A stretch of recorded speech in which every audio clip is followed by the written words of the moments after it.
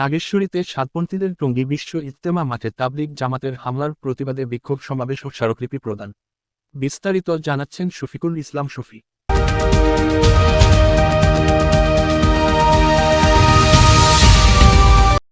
কুড়িগ্রামের নাগেশ্বরীতে সাতপন্থীদের মসজিদ কেন্দ্রিক সকল কার্যক্রম বন্ধের দাবি ও বিশ্ব টঙ্গী ইজতেমা মাঠে তাবলিগ জামাতের উপর 7 গ্রুপের অতর্কিত হামলার প্রতিবাদে বিক্ষোভ সমাবেশ ও স্মারকলিপি প্রদান করেছে উলামায়ে কেরাম ও তৌহিদি জনতা।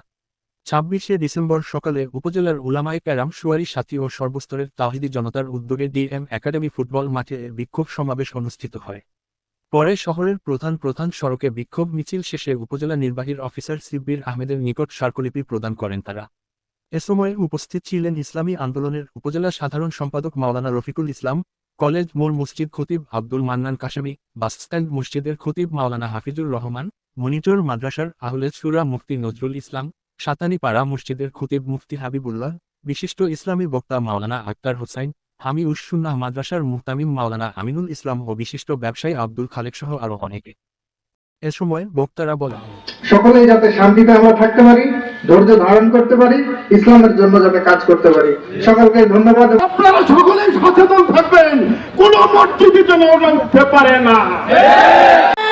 পুরো বাংলাদেশের সমস্ত রাজনীতিবিদরা জানে, সমস্ত সমন্বয়করা জানে, উপদেষ্ট মন্ডলীরা জানে, তারা হলো সাথিয়ারি কুখ্যাত জালেমের দল।